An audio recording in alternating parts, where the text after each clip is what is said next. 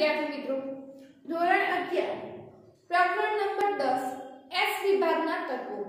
ઉષ્માગતિશાસ્ત્ર lecture એના લેક્ચરો જોઈ લીધા બાદ હવે આપણે અભ્યાસ કરીશું પ્રકરણ 10 એસ વિભાગના તત્વો, જેના લેક્ચર નંબર 1 ની અંદર પ્રથમ તો આપણે અહીંયા સમજીશું એસ વિભાગના તત્વોમાં કયા કયા તત્વોનો સમાવેશ થતો હતો, એના જે પ્રાપ્તિ સ્થાન હતા, તેની અંદર શું ખાસ ખાસિયતો જોવા મળતી હતી એ વિશેની વાત કરવાની છે। આ પહેલા તમને જણાવી દઈએ કે તમે ધોરણ 11 અને 12 માં અભ્યાસ કરશો ત્યાં સુધી તમે જે આવર્ત કોષ્ટકના ચારે ચાર વિભાગ છે, આવર્ત કોષ્ટકના ચારે ચાર વિભાગ જે આપણે ત્રીજા ચેપ્ટરમાં અભ્યાસ કરીએ છીએ, એસ વિભાગ, પી વિભાગ, ડી અને એફ વિભાગ, તો આ ચારે ચાર વિભાગના દરેકે દરેક તત્વોનો અભ્યાસ ધોરણ 12 માં અભ્યાસ કરીએ છીએ ત્યાં સુધી આપણે ટોટલી આવર્ત કોષ્ટકના ચારે વિભાગનો અભ્યાસ કરવાનો રહેશે। ધોરણ 11 માં એસ વિભાગ અને બીજો ચેપ્ટર એના પછી આવશે પી વિભાગ, એટલે એસ વિભાગ અને પી વિભાગ અડધો લીધેલો છે, એના ચોક્કસ અમુક સમૂહો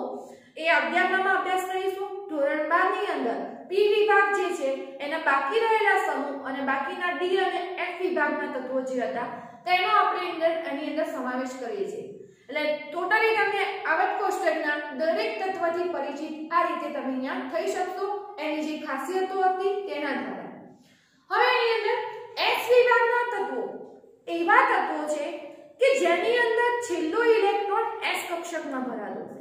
થોડું તમને આપણે આગળનું વાત કરી દઈએ કે આપણે આવર્ત કોષ્ટકના જ્યારે ભાગ પાડીએ છીએ તો આ રીતે પાડેલો છે। આ બાજુ આવે છે એસ વિભાગ, આપણે આ ચેપ્ટર નંબર 3 ની અંદર ભણીને જ આવી છે, પરંતુ ફરીથી એકવાર એસ વિભાગ અહીંયા બતાવીએ છીએ, પી વિભાગ આટલે આવે છે ડી વિભાગ અને અહીંયા નીચેની બાજુ આવર્ત કોષ્ટકના જે તળિયે કહીએ, આવર્ત કોષ્ટકના તળિયે અહીંયા આવેલો છે આ રીતે એફ વિભાગ। આવર્ત કોષ્ટકનું આ જે વર્ગીકરણ કરેલું છે, જે ભાગ પાડેલા છે તે કોના આધારે, તો છેલ્લો ઇલેક્ટ્રોન જે કક્ષકમાં ભરાશે એના આધારે આપણે આવર્ત કોષ્ટકના આ રીતના વિભાગ પાડેલા છે। આનો અર્થ થશે કે જો છેલ્લો ઇલેક્ટ્રોન એસ કક્ષકમાં ભરાતો હશે તો એસ વિભાગનું બનવું, જો છેલ્લો ઇલેક્ટ્રોન પી કક્ષકમાં ભરાશે તો પી વિભાગનું, એફ કક્ષકમાં ભરાય તો એફ વિભાગ અને ડી કક્ષકમાં ભરાશે તો ડી વિભાગનું। અહીંયા આપણે જો વાત કરીએ તો એસ કક્ષકની, એસ કક્ષકની સંખ્યા આપણે 1 દર્શાવીએ છીએ અને એસ કક્ષકની જો સંખ્યા 1 હોય તો એની અંદર ઇલેક્ટ્રોન કેટલા સમાવી શકાય? 2 સમાવી શકાય, અને ઇલેક્ટ્રોન જો 2 સમાવી શકતા હોય તો એસ વિભાગમાં આપણને ટોટલ મળતા હતા સમૂહ 1 અને 2। આ જ રીતે આપણે વાત કરીએ પી કક્ષકની, પી કક્ષકની સંખ્યા 3, તો 3 દુના ઇલેક્ટ્રોન કેટલા સમાવશે? 6, તો એ પ્રમાણે જો પી વિભાગ કહીએ તો 13 થી માંડી અને જે 18 સમૂહ હતા, સમૂહ એટલે આપણે અભ્યાસ કર્યો છે જે આવર્ત કોષ્ટકમાં ઊભી જે લાઈનો હશે એને આપણે સમૂહ તરીકે ઓળખીએ છીએ, તો જે 13 થી 18 સુધીના સમૂહ હશે એમાં છેલ્લો ઇલેક્ટ્રોન પી કક્ષકમાં ભરાતો હશે એટલે પી વિભાગનું તત્વ, અને એ જ રીતે 3 થી અને 12 ટોટલ ડી કક્ષકની સંખ્યા આપણે કહીએ છીએ 5, એટલે કે 10 ઇલેક્ટ્રોન ભર્યા, તો 3 થી 12 એટલે ટોટલ 10 સમૂહ જે હશે એ અહીંયા ડી વિભાગમાં, અને જો એફ કક્ષકમાં ભરાશે તો એફ વિભાગનું તત્વ થશે, જેનો આપણે અભ્યાસ આગળ ધોરણ 12 માં કરીશું, પણ હાલ આપણે એસ વિભાગ અને પી વિભાગનો ધોરણ 11 ના અભ્યાસક્રમમાં સમાવેશ છે। તો આજે એસ વિભાગની વાત કરીએ, એસ વિભાગમાં મુખ્ય 2 સમૂહનો સમાવેશ થશે, સમૂહ 1 અને સમૂહ 2। ફક્ત 2 જ સમૂહ હોવા પાછળનું કારણ એસ કક્ષકની સંખ્યા કેટલી હતી? 1 હતી, અને એસ કક્ષકની સંખ્યા 1 હતી એટલે એમાં ઇલેક્ટ્રોન જે હતા 2 ઇલેક્ટ્રોન સમાવી શકાતા, એટલે 2 ઇલેક્ટ્રોન સમાવતા હતા એટલે એના સમૂહ ટોટલ કેટલા પડતા હતા? 2, સમૂહ 1 અને સમૂહ 2। એટલે પહેલું તો એસ વિભાગના તત્વો માટે આપણે યાદ રાખીશું કે એસ વિભાગના તત્વો જે હશે સમૂહ 1 અને સમૂહ 2, સમૂહ 1 અને સમૂહ 2 ના તત્વો એસ વિભાગના તત્વો તરીકે ઓળખાય છે, કારણ કે સમૂહ 1 અને સમૂહ 2 ની અંદર છેલ્લો જે ઇલેક્ટ્રોન હશે આ છેલ્લો ઇલેક્ટ્રોન શેમાં ભરાતો હશે? એસ કક્ષકમાં ભરાય એટલે છેલ્લો ઇલેક્ટ્રોન અહીંયા s કક્ષકમાં ભરાશે એટલે એના ઉપરથી એને કહેવામાં આવતું હતું s વિભાગનું તત્વ। એટલે પ્રથમ તો યાદ રાખીશું s વિભાગની અંદર સમૂહ 1 અને સમૂહ 2 નો સમાવેશ થતો હતો અને સમૂહ 1 અને સમૂહ 2 ની અંદર જે છેલ્લો ઇલેક્ટ્રોન અહીંયા s કક્ષકમાં ભરાતો હોય એટલે અહીંયા s વિભાગના તત્વો તરીકે ઓળખવામાં આવશે। હવે એની અંદર વાત કરીએ સમૂહ 1 માં આવતા તત્વો। તો સમૂહ 1 ની અંદર આવતા તત્વોની જો વાત કરીએ તો લિથિયમ, સોડિયમ, પોટેશિયમ, રૂબેરિયમ, સીઝિયમ, ફ્રાન્સિયમ આટલા તત્વો આવશે સમૂહ 1 માં। એટલે અહીંયા આવશે લિથિયમ, નામ અને સંજ્ઞા પણ હવે યાદ રાખતા રહેશો, સોડિયમ, પોટેશિયમ, રૂબેરિયમ, સીઝિયમ અને આવશે ફ્રાન્સિયમ। એટલે આ તત્વો જે થતા હતા સમૂહ 1 ના તત્વો અને આ જ રીતે સમૂહ 2 ના તત્વો જો આપણે જોતા હોય તો સમૂહ 2 ના તત્વો માટે આપણે યાદ રાખીશું। હવે આ વસ્તુ આપણે સમજી લીધા છે આ કોષ્ટકનો જે વિભાગ હતો કઈ રીતે વર્ગીકૃત કરેલો હતો તે સમૂહ 2 ના તત્વો જોઈએ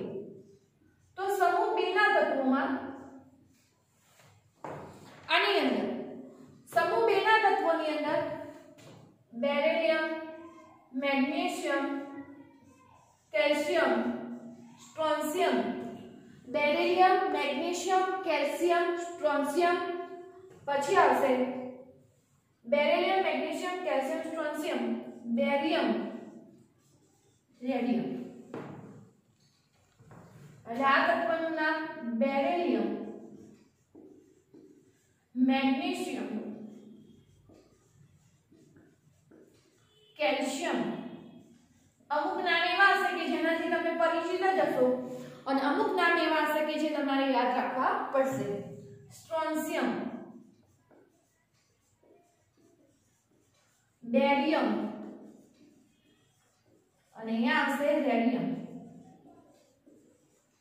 ખાસ ધ્યાનમાં રાખવા જેવી વસ્તુ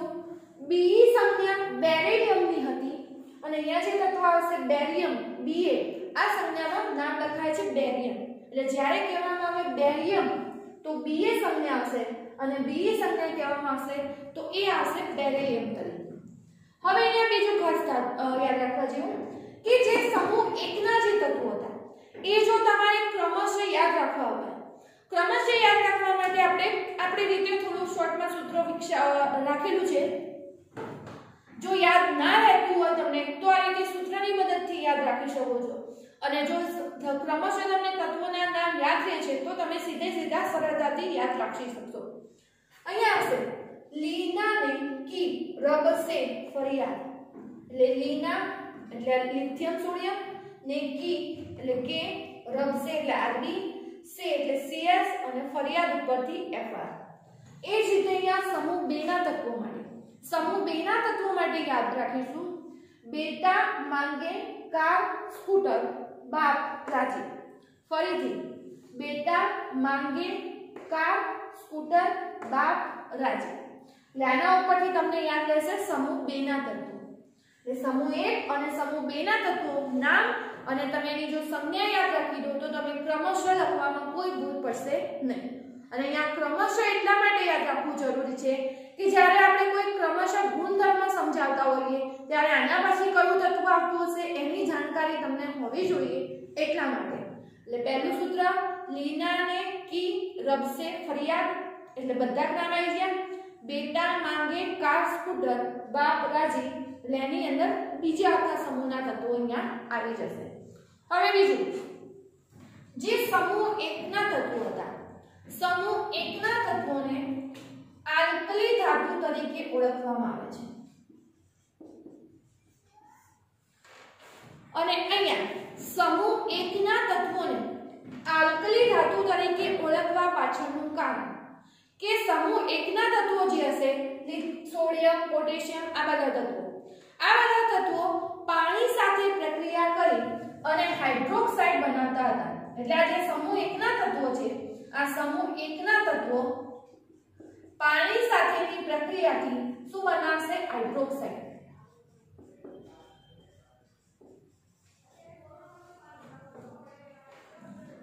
અને આ જે પાણી સાથે હાઇડ્રોક્સાઇડ બનાવશે, આ હાઇડ્રોક્સાઇડ હતા ગુણધર્મોની બાબતમાં પ્રબળ બેઝિક હતા, અને બેઝિક હતા એટલે બેઝિક ઉપરથી એનો ગુણધર્મ કહેવાતો હતો આલ્કલાઇન ગુણધર્મ, એટલે કે બેઝિક માટે આપણે આલ્કલી કહીએ છીએ, આલ્કલાઇન ગુણધર્મ એટલે એના ઉપરથી એને કહેવામાં આવતી આલ્કલી ધાતુ. બીજી વાત કરીએ કે સમૂહ 2 ના તત્વો, સમૂહ 2 ના તત્વો છે એને ઓળખવામાં આવે છે આલ્કલાઇન અર્ધ ધાતુઓ તરીકે, અને સમૂહ 2 ના તત્વોને આલ્કલાઇન અર્ધ ધાતુઓ તરીકે ઓળખવા પાછળનું કારણ કે સમૂહ 2 ના તત્વોના જે હાઇડ્રોક્સાઇડ હશે અને ઓક્સાઇડ હતા, તો સમૂહ 2 ના તત્વોના હાઇડ્રોક્સાઇડ અને જેને કહીએ ઓક્સાઇડ, અહીંયા સમજીએ કે હાઇડ્રોક્સાઇડ એટલે MgOH2, કેલ્શિયમનો હાઇડ્રોક્સાઇડ એટલે CaOH2, આ રીતે magnesium hydroxide, calcium hydroxide, oxide કહીએ તો મેગ્નેશિયમ ઓક્સાઇડ, કેલ્શિયમ ઓક્સાઇડ. તો આ જે સમૂહ 2 ના તત્વોના હાઇડ્રોક્સાઇડ અને ઓક્સાઇડ હતા તે સ્વભાવમાં બેઝિક ગુણધર્મ ધરાવતા હતા, એટલે એના ઉપરથી એને નામ પડ્યું હશે આલ્કલાઇન અર્ધધાતુઓ. અને અર્ધધાતુઓ કહેવા પાછળનું કારણ આ બધી ધાતુઓ પૃથ્વીના પોપડામાંથી મળી આવતી હતી, એટલે ઓક્સાઇડ એની અંદર પૃથ્વીના પોપડામાંથી મળે છે, એટલે એના મારફતે શબ્દ એના માટે અર્ધધાતુઓ તરીકે પણ ઓળખવામાં આવે છે. એટલે સમૂહ યાદ રાખીશું આપણે ખાસ અહીંયા કે સમૂહ 1 ના તત્વોને આલ્કલી ધાતુઓ, સમૂહ 2 ના તત્વોને આલ્કલાઇન અર્ધધાતુઓ તરીકે ઓળખવામાં આવે છે. અને આ પાછળનું કારણ સમૂહ 1 ના તત્વોના જે આપણે વાત કરીએ પાણી સાથે પ્રક્રિયા કરી અને આલ્કલી જે બેઝિકતાનો ગુણધર્મ હતો તે દર્શાવતા હતા, અને અહીંયા સમૂહ 2 ના તત્વોના જે હાઇડ્રોક્સાઇડ અને ઓક્સાઇડ મળ્યા એ ગુણધર્મ બેઝિકતાનો દર્શાવે અને પૃથ્વીના પોપડામાંથી મળી આવતા હતા, એટલે એના ઉપરથી એને ઓળખવામાં આવે છે આલ્કલાઇન અર્ધધાતુઓ તરીકે. બીજી વાત કરીએ દરેક ધાતુઓના પ્રાપ્તિ સ્થાન વિશે, તો આની અંદર જો વાત કરીએ તો આ સમૂહ 1 ના તત્વો જે લીધા એની અંદર ખાસ કે જે સોડિયમ અને પોટેશિયમ હતું, સોડિયમ અને પોટેશિયમની વાત કરીએ તો પૃથ્વીના પોપડામાં વિપુલ પ્રમાણમાં એટલે કે ઘણા પ્રમાણમાં મળી આવતી તત્વો હતા. અને જે સોડિયમ અને પોટેશિયમ ધાતુ કહીએ તો આ સોડિયમ અને પોટેશિયમ જે ધાતુઓ હતી એ પૃથ્વીના પોપડામાં કહીએ તો વિપુલ પ્રમાણમાં વધુ પ્રમાણમાં મળી આવતી ધાતુઓ હશે. બીજા નંબરે વાત કરીશું એના સિવાયની લિથિયમ, રુબેડિયમ અને સીઝિયમ. આ લિથિયમ, રુબેડિયમ અને સીઝિયમ આનું પ્રમાણ કેવું હતું? ઘણું ઓછું પ્રમાણ. લિથિયમ, રુબેડિયમ અને સીઝિયમ આનું પ્રમાણ જો કહીએ તો કેવું આવશે? ઘણું ઓછું હતું. અને જેમાંથી ફ્રાન્સિયમ કહીએ તો ફ્રાન્સિયમ હતું એ રેડિયો સક્રિય તત્વ. રેડિયો સક્રિય તત્વ એટલે કે જે આપણે યુરેનિયમ ને બધા તત્વો લઈએ છીએ જેમાંથી સતત રેડિયેશન થતું હોય છે, તો આ જેમાંથી ફ્રાન્સિયમ સમૂહ 1 ની અંદર આવતું તત્વ હતું, તો આ ફ્રાન્સિયમ જે હતું એ રેડિયો સક્રિય તત્વ હતું, જેનો આપણે અર્ધ આયુષ્ય સમય કહીએ. અર્ધ આયુષ્ય સમય જે હતું 21 મિનિટ, એટલે કે જે એના સંપૂર્ણ આયુષ્ય દરમિયાન એની જે સાંદ્રતા અડધી થવા માટે સમય લાગતો તે 21 મિનિટનો હતો. એટલે આ સમૂહ 1 ની અંદર જ્યારે વાત કરતા હોઈએ તો સમૂહ 1 ની અંદર સોડિયમ અને પોટેશિયમ પૃથ્વીના પોપડામાં વિપુલ પ્રમાણમાં મળી આવે છે. લિથિયમ, રુબેડિયમ અને સીઝિયમનું પ્રમાણ ઘણું ઓછું હશે, અને જે ફ્રાન્સિયમ હતું એ રેડિયો સક્રિય તત્વ હતું, જેનો અર્ધ આયુષ્ય સમય કહીએ તો કેટલો હતો? 21 મિનિટનો. એમસીક્યુ માટે ધ્યાનમાં રાખજો,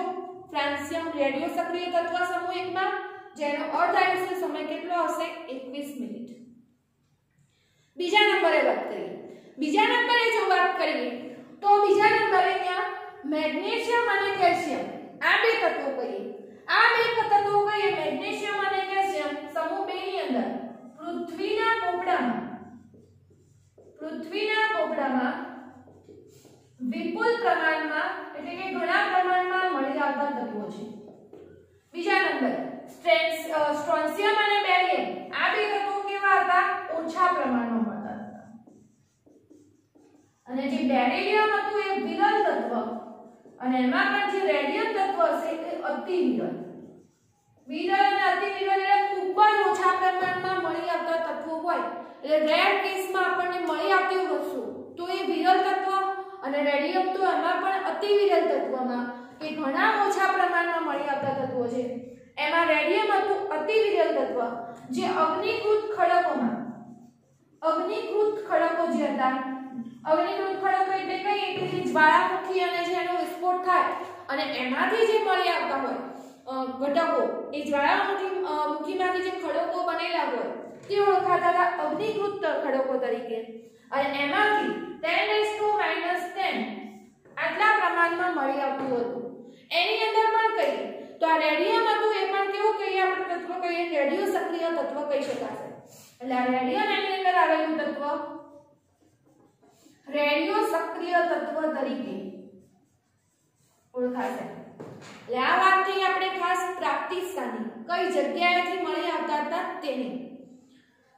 પછીની વાત આવશે ઇલેક્ટ્રોન રચનાની ઇલેક્ટ્રોન રચનાની જ્યારે વાત કરીશું તો જે સમૂહ 1 ના તત્વો હતા અને સમૂહ 2 ના તત્વો હતા એની જો સામાન્ય ઇલેક્ટ્રોન રચના લઈએ તો સમૂહ 1 ના તત્વોની ઇલેક્ટ્રોન રચના હશે NS1 અને સમૂહ 2 ના તત્વો હશે તેની ઇલેક્ટ્રોન રચના હશે NS2 કારણ કે છેલ્લો ઇલેક્ટ્રોન s કક્ષકમાં ભરાયેલો હશે માટે તો હવે જોઈએ આપણે ઇલેક્ટ્રોન રચના વિશે એના પહેલાની આ માહિતી તમારે લખવી હોય યાદ રાખવી હોય તો એ પ્રમાણે ખાસ જોઈ લો આ પાઠ જો તમે કહેશો તો એક મેમરી બેઝ છે ઘણું બધું આમાં યાદ રાખવાનું થશે પરંતુ પદ્ધતિસરનું જો યાદ રાખશો તો એમાં કોઈ પ્રોબ્લેમ આવશે નહીં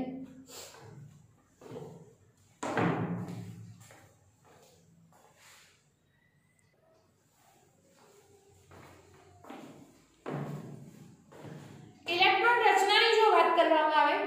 તો સમૂહ 1 ના તત્વોની સામાન્ય ઇલેક્ટ્રોન રચના જો કેવી હોય તો સમૂહ 1 ના તત્વોની સામાન્ય ઇલેક્ટ્રોન રચના થતી હતી ઉમદા વાયુની ઇલેક્ટ્રોન રચના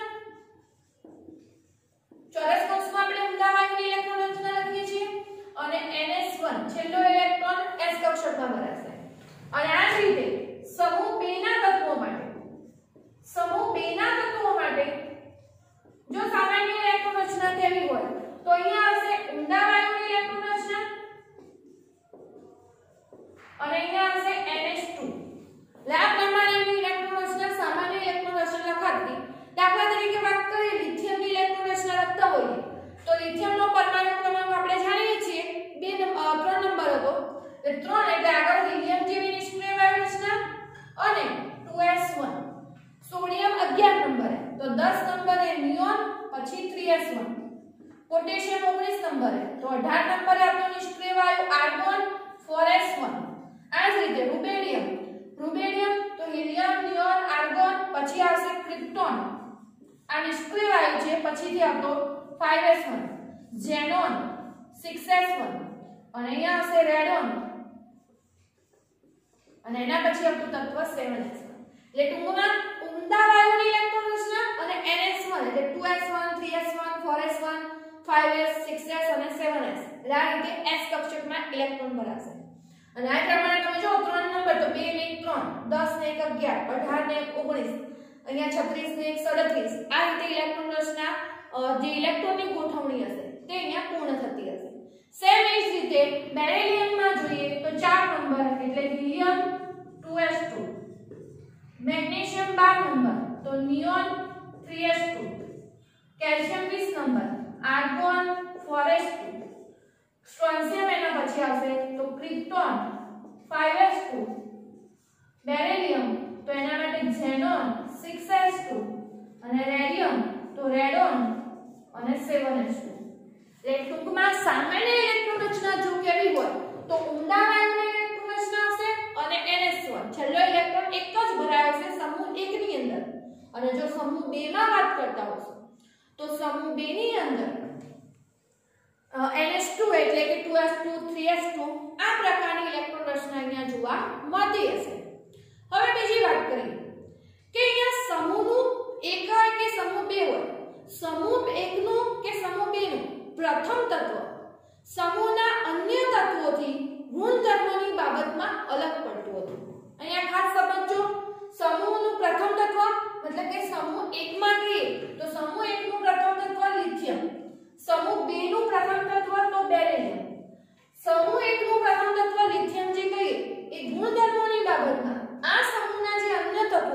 मतलब સોડિયમ, પોટેશિયમ, રુબેડિયમ આ બધા કરતા લિથિયમના ગુણધર્મો જુદા પડશે। એ જ રીતે સમૂહ 2 ની અંદર સમૂહ 2 નું પ્રથમ તત્વ બેરિલિયમ, આના ગુણધર્મો મેગ્નેશિયમ, કેલ્શિયમ, સ્ટ્રોન્શિયમ આના કરતા અલગ પડતા હતા। તો આ પાછળનું કારણ કહીએ કે સમૂહનું પ્રથમ તત્વ ગુણધર્મની બાબતમાં એ જ સમૂહના તત્વો કરતા જુદું પડે છે, પરંતુ